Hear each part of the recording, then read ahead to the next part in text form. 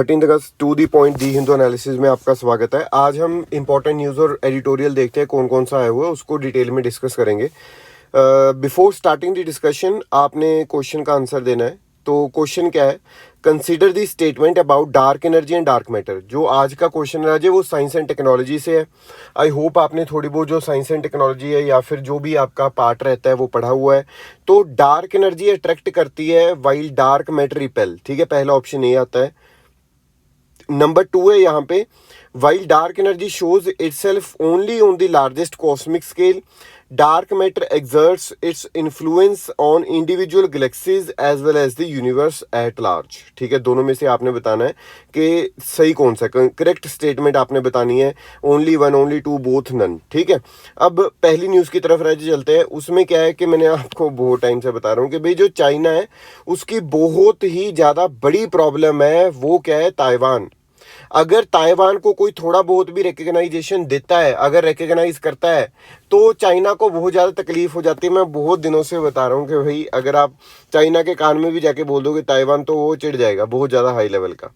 तो इस वजह से जो अब चीज़ की यूएस के स्पीकर ने वहाँ पे आके उसने चाइना को बहुत ही ज़्यादा परेशान कर दिया। अब चाइना बौखला चुका है।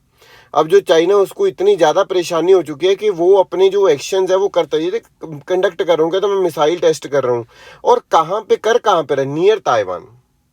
मतलब एक अपनी होता ना कि भाई मैं प्रेशर एग्जर्ट कर रहा हूँ ताइवान पे कि इस बार तो तूने ये गलती कर दी कि उसको बुला लिया, लेकिन आगे से ये गलती नहीं होनी चाहिए, क्योंकि मैं यूएसए को तो रोक नहीं सकता, लेकिन मैं तुझे जरूर रोक सकता हूँ, और एक अच्छे वे से रोक सकता हूँ। और अच्छा वे इसका क्या है? डराना। तो जो डराया जा रहा है ताइवान को कि उसके नज़दीक जितनी भी मिलिट्री ड्रिल्स हैं या कुछ और हैं वो की जा रही हैं। अब इस चीज़ में राजे हमें जो एक बेसिक हमारा क्वेश्चन बनता है या फिर इंपॉर्टेंट चीज़ है कि इंडिया का क्या स्टांस है इसमें, इंडिया का क्या स्टांस है, ये क्वेश्चन बन जाता है। अब इस चीज़ को देखते हैं राजे हम। इंडिया का स्टांस ये है कि यहाँ पे सबसे पहली चीज़ तो इंडिया ने यही बोला कि यार आप यूनिलेटरली जो करना चाह रहे हो ये वाली चीज़ों को, कि जो स्टेटस को है ताइवान का, अगर आप उसको चेंज करना चाह रहे हो, ये बहुत गलत चीज़ है, पहली चीज़। और उन्होंने अर्ज किया कि जो एक्सरसाइज ऑफ रिस्ट्रेंट है, अवॉइडेंस है, यूनिलेटरल एक्शन है टू चेंज द स्टेटस को, ठीक है, इसको बंद करो भाई, डी एस्केलेट करो टेंशंस को, ना के बढ़ाते रहो। अगर आप एस्केलेशन करते रहोगे, एस्केलेट करते रहोगे जो टेंशंस बिटवीन ताइवान और चाइना, तो उसका रिजल्ट क्या निकलेगा? जैसे रशिया यूक्रेन की वॉर चल रही है उसी तरह से इसका रिजल्ट निकलेगा। अब यूएसए में भी अभी तक तो बैक कर रहा है, जैसे नाटो पहले यूक्रेन को कर रहा था, मे बी क्या पता यूएसए भाग जाए। अब नाटो ने क्या किया था? नाटो कहता है यूक्रेन को ये लो, मैं आपके साथ हूँ। अब पूरा रशिया को गाली गलौज करा। अब रशिया आ गया, रशिया ने अटैक कर दिया, नाटो कहता है तू कौन है? अब नाटो ने भी तो पीछे हाथ खींचे। उसी तरह से ये ना हो कि यूएसए अब बोल रहा है कि ताइवान मैं तेरे साथ हूँ, लेकिन कल को पता चले चाइना आ रहा है और यूएसए बोले मैं क्यों यहाँ पे जाऊँ, तो ताइवान को ही लड़ना पड़ेगा, है ना। और हमने 2-3 बार इंस्टांसेस ऐसे देखे कि यूएन कुछ करता नहीं है खास। यूनाइटेड नेशंस ने ना तो अफगानिस्तान के उस टाइम पे कुछ किया, म्यांमार में इतना कुछ चल रहा है, तो वो आप मान के चलो कि प्रॉब्लम में कौन आएगा? ताइवान आएगा। तो ठीक है, अगर ताइवान को एक अलग से कंट्री वो अपने आप को बनाई हुई है, तो जो वन चाइना वाली पॉलिसी है, वन चाइना पॉलिसी है, वन नेशन पॉलिसी है, वो जो चीज़ है वो इंडिया कहता है मैं भी रिकग्नाइज करता हूँ, कोई दिक्कत वाली बात नहीं है। ठीक है, तो अभी के लिए फिलहाल जो इंडिया ने वो ये चीज़ बोली है, और इंडिया ने बोला है कि इस तरह से स्टेटस को आप मत चेंज करो। नंबर 2 पे चलते हैं। जो नंबर 2 आज हमने न्यूज़ देखनी है वो है J&J। एक ना कंपनी है जॉनसन एंड जॉनसन, ठीक है, आपको पता होगा। अब जॉनसन एंड जॉनसन के प्रोडक्ट्स आते हैं, कुछ सॉप्स वगैरह आती है बेबीज़ के लिए, है ना, और ये पाउडर वगैरह हो गए। तो ये काफ़ी चीज़ें जो हैं वो आती हैं किसकी? अपने जॉनसन एंड जॉनसन की। अब उनका ना एक पाउडर आता है, बेबी पाउडर आता है, जिसको यूज़ किया जाता है फॉर दी फेमाइन हाइजीन को लेकर। ठीक है, इस तरह की जो चीज़ें हैं उसके लिए यूज़ किया जाता है। मतलब आपको पता है यार पाउडर का क्या यूज़ होता है।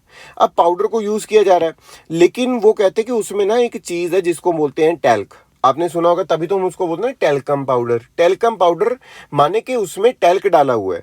अब भाई टैल्क होता है क्या, उसके बारे में भी जानकारी लेंगे, लेकिन इसको डिसकंटिन्यू करेगा। टैल्क की जगह पे क्या यूज़ करेगा? Corn starch.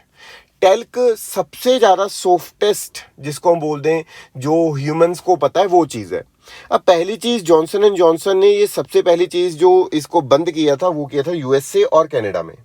यूएसए और कनाडा के बाद में अब इसको बंद करने की जो बात हो रही है कि यार इस चीज़ को बंद कर देना चाहिए, वो बात की जा रही है कहाँ पे, यहाँ पे पूरे वर्ल्ड वाइड।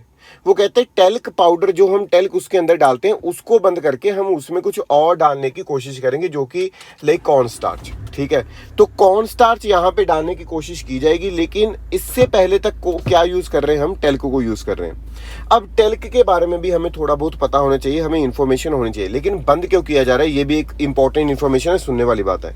ये जो टेल्क है राजी, ये कुछ कैंसर कॉजिंग एजेंट जो है, जो कि कैंसर जो है ओवेरियन कैंसर जो है वो पाया गया कि भाई जो टेल्क बहुत ज़्यादा यूज़ कर रहे हैं, कैंसर जो कि लंग्स को स्ट्राइक करता है, जिसको हम बोलते हैं मेसोथेलियोमा।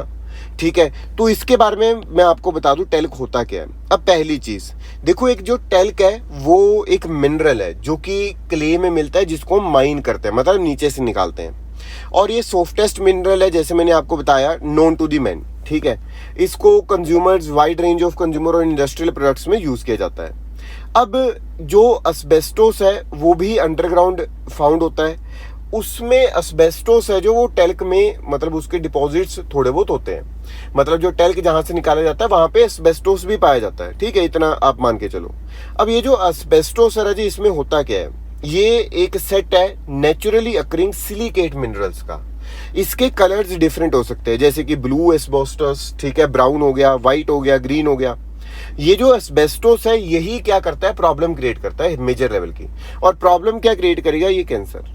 तो इसी वजह से जो जॉनसन एंड जॉनसन कंपनी है वो पूरा वर्ल्ड वाइड जो जितने भी पाउडर के डिब्बे उन्होंने अभी निकाले हुए हैं, तो वो वर्ल्ड वाइड उसको डिसकंटिन्यू करेगी। पहले टेल्क वाली जो चीज़ जिसमें डाली गई है, फिर टेल्क को रिप्लेस करके वो वहाँ पे क्या डालेगी, कॉर्न स्टार्च। ठीक है, तो ये दूसरी हमारी न्यूज़ थी मेजर, ये काफ़ी टाइम से रहे न्यूज़ में, तो ये आपने याद रखना है टेल्क के बारे में कि होता क्या है, और इसमें सिलिकेट के बारे में आपने याद रखना है। नेक्स्ट न्यूज़ की तरफ बढ़ते हैं राजी। जो नेक्स्ट न्यूज़ आज हमने डिस्कस करनी है वो है कि सेंटर ने बोला है कि इको सेंसिटिव जोन्स हम 3 से 4 बार पढ़ चुके हैं। अगर कोई नया बच्चा है तो आई एम एक्सट्रीमली सॉरी, अगर आपने पिछली जो वीडियोज़ है नहीं देखी राजे तो आप एक बार गूगल कर लेना। नहीं समझ में आएगा, मैं बार बार आपको बोलता हूँ, आप मुझसे पूछ लेना कमेंट सेक्शन में, या अगर आपके पास कोई कॉन्टैक्ट है या टेलीग्राम है आप उस पर पूछ लेना, कोई दिक्कत वाली बात नहीं है। अब यहाँ पे जो चीज़ है उसको ध्यान से समझो राजे। पहले जो इको सेंसिटिव जोन्स हैं वो होते क्या है, जैसे सपोज कर लो कि ये कोई नेशनल पार्क है, इसका जो 1 किलोमीटर का रेंज रहेगा, ठीक है, ये नेशनल पार्क है, 1 किलोमीटर की रेंज रहेगी, वो उसको हम इको सेंसिटिव जोन बोलते हैं। और इको सेंसिटिव जोन्स में माइनिंग ये वो करना क्या हो जाता है, बंद हो जाता है। वैसे तो उसमें 3 तरह की चीज़ें आती है, प्रोहिबिटेड एक्टिविटीज़ हो गया है ना, कंट्रोल्ड एक्टिविटीज़ हो गया, और बिल्कुल ही जो चीज़ें हैं जो बहुत कम कर सकते हैं हम, तो इको सेंसिटिव जोन्स ये होते हैं। लेकिन इसमें जो इंपॉर्टेंट चीज़ आज हमने पढ़नी है, क्योंकि इको सेंसिटिव जोन हम काफ़ी बार पढ़ चुके हैं, पेरियार टाइगर रिजर्व के बारे में हम इंफॉर्मेशन लेंगे। पेरियार टाइगर रिजर्व कहाँ पे है और क्या क्या उसमें मतलब कुछ स्पेशलिटी है या नहीं है, उस चीज़ के बारे में राजे हमें पता होना चाहिए। अब देखो राजे, यहाँ पे पहली चीज़ आपको पेरियार नाम से पता चल रहा होगा, है ना, लेकिन ये है कहाँ पे। पहले तो राजे ये आपको डिस्ट्रिक्ट ऑफ इदुक्की, और ये डिस्ट्रिक्ट याद करने की जरूरत नहीं है, ये केरला में आपको मिलेगा। ये southern reason of western Ghats में, ये चीज़ आपने बहुत अच्छे वे से याद रखनी है, बहुत इंपॉर्टेंट है। Southern reason of western Ghats, please remember this, ठीक है, तो ये बहुत इंपॉर्टेंट हो जाता है। फिर राजी इसको ना सेंचुरी डिक्लेयर किया गया था, सेंचुरी, वाइल्ड लाइफ सेंचुरी 1950 में, और टाइगर रिजर्व 1978 में। मैं जैसे इसका नाम है तो रिवर पेरियार इसमें से गुजरती है, ठीक है जी, ये चीज समझ में आ गई। ड्रेनेज में अगर हम बात करें तो मेजर रिवर्स जो रिजर्व में से जा रही टाइगर रिजर्व में से, एक तो मुलियार है और दूसरा है पेरियार। फ्लोरा की अगर हम बात करें, tropical evergreen, semi evergreen, moist deciduous forest, grasslands, ये सारे हमें यहाँ पे देखने को मिल जाते हैं, ठीक है। फिर अगर हम यहाँ पे बात करते रहे कि इंडेमिसिटी, मतलब इंडेमिक, वहीं पे only at that location only, ठीक है, सिर्फ उसी लोकेशन पे मिलने वाली जो चीज़ है वो काफ़ी ज़्यादा है, वो की इंडेमिक है। मेडिसिनल प्लांट्स यहाँ पे मिल रही है, ये कुछ चीज़ें मिल रही हैं। फोना की अगर हम यहाँ पे बात करें तो टाइगर, एलिफेंट, लाइन टेल्ड मैकैक, ये वो मिलता है। ट्राइबल्स, ये सबसे इंपॉर्टेंट पार्ट है कई बार डायरेक्ट क्वेश्चन आता है जी 2 मार्क्स का प्रीलिम्स में, याद रखिएगा। जो ट्राइबल्स हैं, जो 6 ट्राइबल कम्युनिटीज़ है वो इस पार्क में मिलती है। नंबर 1 मनानस, पलियान्स, माला यारायंस, माला पंदारमस, यूरालिस और यूलाडन्स, ठीक है, थोड़ा सा उलाडन्स जो भी है। अब थोड़ा सा इसमें आपने एक थोड़ी तकलीफ तो होती है इसको देखने में पढ़ने में, लेकिन एक चीज़ सिर्फ याद रखना कि भाई इसके नाम थोड़े दिमाग में रहने चाहिए अगर वहाँ पे आता है, क्योंकि कई बार ना जो डिफ़िकल्ट वर्ड्स है उसका डायरेक्ट क्वेश्चन नहीं आता राजे कि भाई बताओ ये कहाँ पे, ये कहाँ पे। उसका क्वेश्चन आएगा, उस पर 3-4 वर्ड्स लिख देंगे और पूछेंगे यार ये है क्या, ये कोई बर्ड है, ये कोई एनिमल है या फिर कुछ और है, ठीक है। तो हमें ये पता होगा कि भाई ये ट्राइबल कम्युनिटी है, ठीक है जी। तो ये चीज़ आपने याद रखनी है यहाँ पे। आगे चलते हैं। नेक्स्ट जो चीज़ है वो आ गया हमारे पास एडिटोरियल सेक्शन। और बिफोर स्टार्टिंग एडिटोरियल जैसे हमने स्टार्ट किया है, और जो सिविल्स विद आकाश मेंस वाला पार्ट है, ठीक है, तो उसका जो यूज़र नेम है उसको चेंज करेंगे जल्दी, मैं आपको आपके साथ में शेयर कर दूंगा। लेकिन अभी तो जो जो बच्चों को चाहिए वो वाला ग्रुप में आपने ज्वाइन करना है, जो मेंस आंसर राइटिंग करना चाहते हैं डेली वाली। तो सिविल्स विद आकाश जो हमारा पहले वाला चैनल है अपना टेलीग्राम का, है ना, उसका डिस्क्रिप्शन में लिंक रहता है, उसको ओपन करना। आपको ना थोड़ा 1-2 पोस्ट छोड़ के ऊपर वाली जगह पे आपको दिखेगा नया चैनल, आपने उसको ज्वाइन कर लेना अगर आप डेली आंसर राइटिंग में या मेंस का कंटेंट अगर आपको चाहिए। क्योंकि राजी देखो ना, अभी 2 दिन हुए, धीरे धीरे डालेंगे कंटेंट, तो अभी तो मेंस आंसर राइटिंग स्टार्ट करवाई है। ऑल दो मैंने पहले ही दिन ऐसे भी डाल दिया कि ऐसे का रेंज क्या होना चाहिए, एक बार देख लो उसको।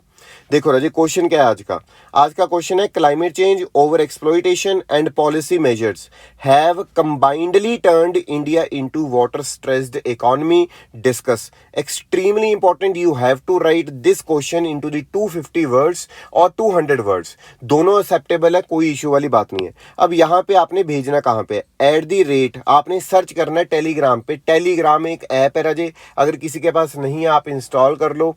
उसमें सर्च इंजन आएगा, सर्च इंजन में आपने सर्च करना है आकाश 8283। अगर आप इस चीज़ को सर्च करोगे तो आपको मेरी आईडी मिलेगी, उस आईडी पे आपने पीडीएफ बना के भेज देना है। मैं आपको विद इन 48 आवर्स जो आपका आंसर है वो भेज दूंगा। आज भी कोई जो आंसर ऑफ द डे है वो डाल दिया गया है, ठीक है, पॉवर्टी से रिलेटेड था, वो आप एक बार देखना, बड़ा अच्छे वे से बच्चे ने किसी ने कवर किया है, ठीक है, तो उसको आप देखते रहा करो। तो ये एक चीज़ थी। नेक्स्ट जो है राजे, आज हमने आर्टिकल पढ़ना है, तो उसमें वही सेम चीज़ जो हमने पढ़ा था कल, कि जो इंडिया और यूएसए ने एक प्रपोजल दिया था कि जो जैश ए मोहम्मद डिप्टी चीफ है रौफ अशगार, उसको ग्लोबल टेररिस्ट डिक्लेयर कर दो। लेकिन मैंने आपको जैसे बताया था, यूनाइटेड नेशन सिक्योरिटी काउंसिल में राजी कितने मेंबर हैं, 15 मेंबर हैं। 10 मेंबर कौन से होते हैं राजी, परमानेंट वाले और नॉन परमानेंट वाले। 5 मेंबर राजी परमानेंट वाले। वोटिंग पावर सबके पास है, लेकिन इन 5 के पास में वीटो है। इसका मतलब क्या, 14 मान गए, लेकिन एक ने भी मना कर दिया और वो परमानेंट है, तो वो चीज़ नहीं मानी जाएगी। यही चीज़ बताई थी राजी मैंने। उसी तरह से चाइना ने अब मना कर दिया राजी। यहाँ पे इंडिया और यूएस से बिड लेकर आया था कि भाई इस बंदे को टेररिस्ट डिक्लेयर करो, और United nation security council 1267 committee listing में डालो, लेकिन चाइना ने यहाँ पे मना कर दिया। अब ये जो चीज़ है राजे, जब ये चीज़ मना की है तो यहाँ पे लिखा हुआ है, ये बड़ी मतलब एक तरह से मान सकते हैं अच्छी बात नहीं है चाइना की तरफ से। उसका रीज़न क्या है, उसको भी पता है कि हम एक बहुत ज़्यादा फ्रेजाइल पॉइंट पे अभी बैठे हैं। हमारे जो रिलेशंस हैं दोनों कंट्रीज़ के एक दूसरे के साथ में, वो बहुत खास ज़्यादा अच्छे नहीं है। तो इन चीज़ों को देखते हुए चाइना को थोड़ा डिसीजन बनाना चाहिए था। उसमें उसको पता होना चाहिए था कि यार रिलेशन पहले अच्छे नहीं है, अगर मैं कुछ हेल्प कर पाऊँ तो सही रहेगा। लेकिन जैसे हमने देखा कि जो LAC का इशू है, जो लाइन ऑफ एक्चुअल कंट्रोल, आपको पता ही होगा कोरोना में जब हम वो अंदर बैठे थे तो उस टाइम पे ये जो इशू चल रहे थे, है ना, सारे के सारे 2021 में, तो LAC में वो बहुत टाइम तक रिजॉल्व नहीं हो पाया था। 16 rounds of military commander talks हुई, ठीक है। फिर उसके बाद में मैरीटाइम में आजकल इशू चल रहा है कि श्रीलंका में जो हम्बनतोता पोर्ट है वहाँ पे कुछ सैटेलाइट वाला शिप भेज रहा है चाइना। फिर उसके बाद में कोविड-19 के बाद में जो चाइनीज़ टेक्नोलॉजी मेजर्स हैं उसमें हमारी जो इनकम टैक्स में डिपार्टमेंट है उसने रेड किया, ठीक है। फिर उसी तरह से जब लश्कर-ए-तैयबा डिप्टी चीफ अब्दुल रहमान मक्की या फिर किसी और को भी पता नहीं कुछ डेजिग्नेट करना था, उस टाइम पे भी चाइना ने अपना डिसीजन है जो वो यही किया था कि वो 2-3 महीने तक इंडिया को इसे लटका के रखा, क्योंकि वो परमानेंट मेंबर इस तरह की चीज़ें करता है, ठीक है। फिर उसके बाद में अगर हम यहाँ पे बात करते हैं, एक ऑप्शन जो इंडिया के पास अभी बच रहा है कि 14 के 14 आउट ऑफ 15, क्योंकि चाइना तो नहीं मानेगा, 14 को मनाओ तो एक उससे होगा तो कुछ भी नहीं, लेकिन एक होगा क्या, प्रेशर बनेगा, ठीक है, प्रेशर बनेगा। और ग्लोबल प्रेशर बनने से मे बी जो चाइना वो जल्दी जल्दी वो क्या कर दे, इसको डेजिग्नेट कर दे। राजे डेजिग्नेट कर, आप सोच रहे होगे कि यार क्यों ही करवाना है, डेजिग्नेट करने से जो उसकी फंडिंग है, जो कुछ और चीज़ें हैं ना, वो स्टॉप हो जाती हैं, जो उसके बैंक अकाउंट्स है वो सीज हो जाते हैं, उसको उस कंट्री में जाके जो लोग हैं वो मार भी सकते हैं, मतलब जो आर्मी वाले लोग हैं कुछ भी है ना, हमारे जो इंटेलिजेंस एजेंसीज है, जो है एजेंसीज हैं, उनको क्या कर सकते हैं, वहाँ पे मार भी सकती हैं, ठीक है राजे, ये चीज़ आपने याद रखनी है। अब नेक्स्ट चीज़ की तरफ चलते हैं, जो नेक्स्ट एडिटोरियल है राजे वो GS3 से रिलेटेड है, ये पॉपुलेशन कंट्रोल से रिलेटेड है। ये काफ़ी बार हम चीज़ों को डिस्कस कर चुके हैं, लेकिन अभी ये जो चीज़ आपने अच्छे से याद रखनी है, और जो कुछ पॉइंट्स आपको अच्छे लगते हैं आपने नोट डाउन कर लेने हैं, मेंस में राजे काम आएंगे। एक बार हमारा अच्छा आंसर बन गया जिसमें हमारे पास 300-400 वर्ड्स हैं, तो वहाँ पे हम 200-250 वर्ड्स अच्छे वे से लिख पाएंगे। अब सबसे पहली चीज़, जो यूनाइटेड नेशन है उसकी वर्ल्ड पॉपुलेशन प्रोस्पेक्ट्स 2022 की रिपोर्ट आई राजे, उसने बोला जो इंडिया है वो becoming the most populous country bye 2023, ठीक है, और वो सरपास कर देगी चाइना को विद 140 करोड़ पॉपुलेशन। अब इसमें अगर हम राजे बात करें तो ये 1947 से 4 टाइम्स ज़्यादा है। फिर अगर हम यहाँ पे देखते हैं, जो इंडिया की इंडिया में आज की डेट में 17.5% ऑफ वर्ल्ड पॉपुलेशन है, ठीक है, और अगर हम देखें तो इंडिया 150 करोड़ बाय 2030 और 166 करोड़ बाय 2050 हो जाएगा। लेकिन बहुत ज़्यादा चेंज भी राजे देखने को मिला। 1960s में जो ग्रोथ रेट थी पॉपुलेशन की वो 2% थी, जो करंट रेट चली राजे वो 1% है। By 2025 expected to be fall by 1%, ठीक है। अब यहाँ पे लेकिन जो हमें स्टेबिलिटी चाहिए पॉपुलेशन में वो अभी थोड़ा टाइम लगेगा, वो 2064 तक हम अचीव कर पाएंगे जब हमारी पॉपुलेशन 170 करोड़ होएगी according to the world population prospects report. और यहाँ पे अगर हम राजे एक चीज़ देखें कि डेमोग्राफिक माइलस्टोन हमने अचीव किया, हमारी जो टोटल फर्टिलिटी रेट है, टोटल फर्टिलिटी रेट क्या होती है राजे, एक वीमेन को कितने बच्चे हो रहे हैं, है ना, वो टोटल फर्टिलिटी रेट है, वो टू भी आई है, लेकिन हमारा टारगेट था 2.1, लेकिन हमने 2 भी अचीव की है, दो कुछ के स्टेट्स को छोड़ के। और कुछ स्टेट्स वो कौन कौन सी है, जैसे कि उत्तर प्रदेश हो गया, ठीक है, बिहार हो गया, झारखंड, मणिपुर और मेघालय। इन स्टेट्स में जो विमेन की मतलब डिसीजिवनेस है, इकोनॉमिक पावर है, वो भी कम है, जिसको देखते हुए हम ये बोल सकते हैं कि अगर इकोनॉमिक सेंस में इकोनॉमिक पावर नहीं है विमेन के पास में, या डिसीजिव पावर नहीं है, तो वहाँ पे बच्चे ज़्यादा हो रहे हैं। पहले अगर मैं राजे बात करूँ तो जो TFR था ना, टोटल फर्टिलिटी रेट, वो 6 होता था, मतलब एक विमेन 6 बच्चे मिनिमम पैदा कर ही रही है, ठीक है। तो अभी कितना हो गया, 2 मतलब हमारा टारगेट था 2.1, अभी 2 हो गया। डेमोग्राफिक राजे डिविडेंड की हम बात करें अगर, तो वर्ल्ड पॉपुलेशन जो प्रोस्पेक्ट है 2022 का, तो इंडिया लार्जेस्ट वर्कफोर्स है ग्लोबली, ठीक है। नेक्स्ट 25 ईयर्स में हमारे पास ऐसे लोग होंगे जैसे जो जवान है, जो काम कर सकते हैं, जो वर्किंग पॉपुलेशन में आ रहे हैं, तो जो भी पूरे वर्ल्ड में अगर 5 लोग हैं उसमें से एक बंदा कौन होएगा, इंडियन होएगा, जो काम कर सकेगा। लेकिन यहाँ पे बहुत ज़्यादा अभी ऑब्स्टेकल्स हैं इस चीज़ को हार्नेस करने के लिए। हार्नेस इन द सेंस कि अगर हमने इन लोगों को और इन लोगों से राजे अच्छा काम लेना है ना, आपको भी पता है यार कि हमारे पास, हम यूथ हैं, ठीक है, हमारे पास सारा कुछ है, हमारे पास आज की डेट में पावर भी है, हमारे पास आज की डेट में वो एनर्जी भी है, हम काम कर पाए, लेकिन उस एनर्जी को किस तरह से यूटिलाइज करना है उसमें बहुत ज़्यादा ऑब्स्टेकल्स हैं। हमें तो ये नहीं क्लियर होता कई बार कि यार ग्रेजुएशन के बाद में क्या करना है, तो वो जो सारी चीज़ें हैं एक तरह से प्रॉब्लमेटिक है।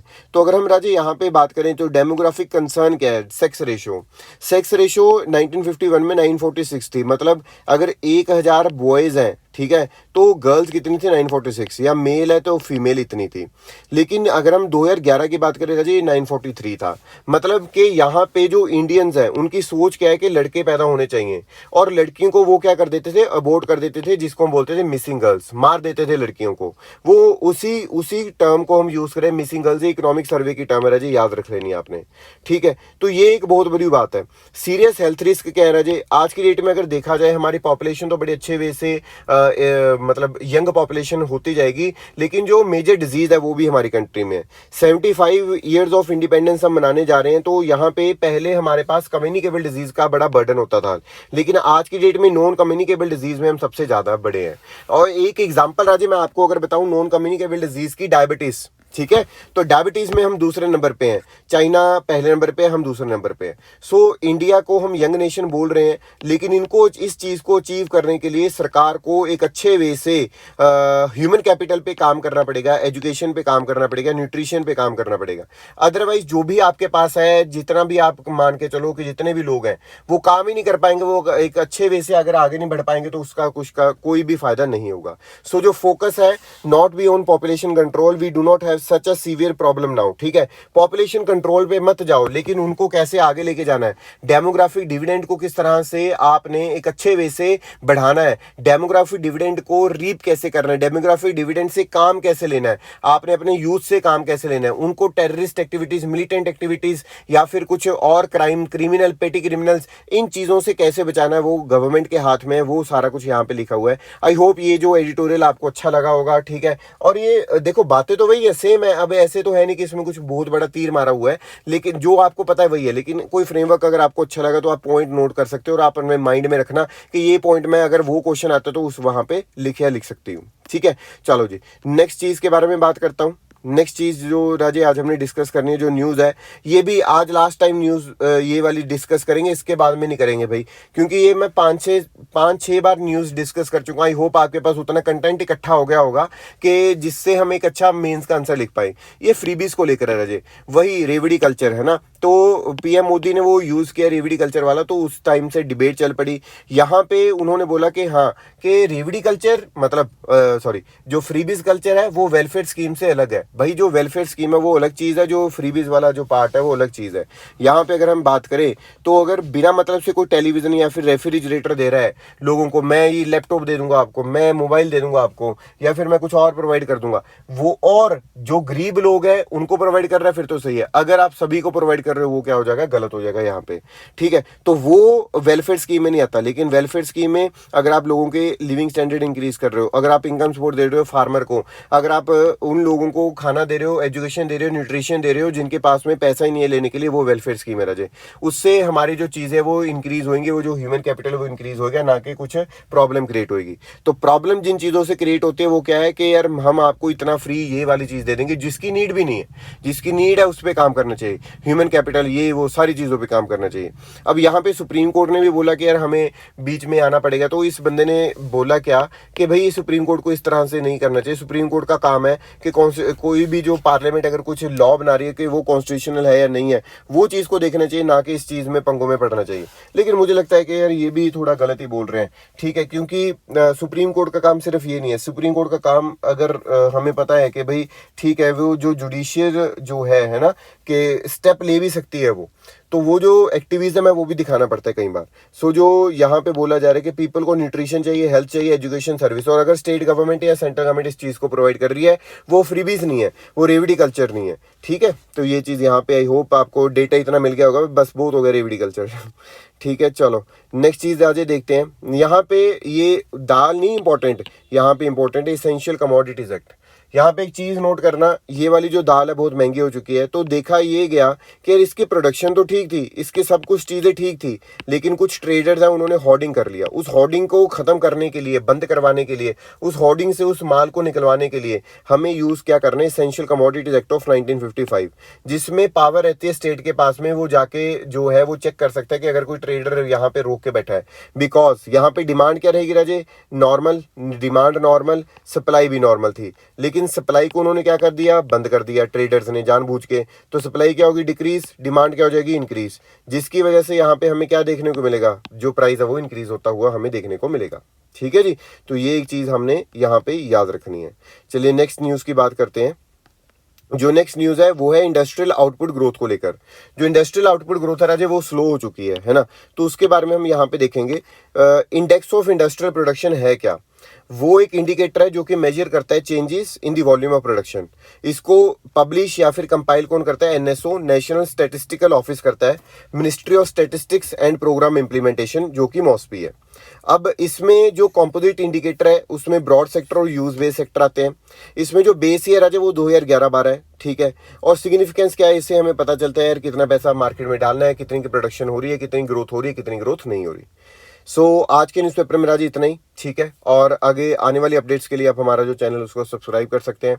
अगर आपको ये वीडियो अच्छी लगी तो इसको शेयर कीजिएगा, लाइक कीजिएगा और क्या होता है, कमेंट कीजिएगा, ठीक है। So thank you so much, bye bye, take care. और कल की वीडियो आने से पहले मैं आपको बता दूं, जो संडे है, संडे को यार छुट्टी होती है, तो संडे को आप छुट्टी मना लिया करो, ठीक है। कुछ ऐसा नहीं होता कि अगर एक दिन का नहीं पढ़ रहे, बाकी अगर कहीं से और पढ़ना है या फिर आपने कुछ और देखना है तो आप न्यूज़पेपर खुद से भी देख सकते हो राजे, ठीक है। तो मैं पीडीएफ तो शेयर नहीं कर सकता आपके साथ न्यूज़पेपर की, ऑब्वियसली, क्योंकि उसमें कुछ कॉपीराइट का क्लेम वगैरह रहता है। लेकिन आप बस इतना ध्यान रखना कि रिवीजन करनी है हमने एक अच्छे वे से, ताकि पेपर क्लियर हो पाए। सो ठीक है राजी, कल को मिलते हैं। Till the time revise your notes. Thank you so much, bye bye, take care.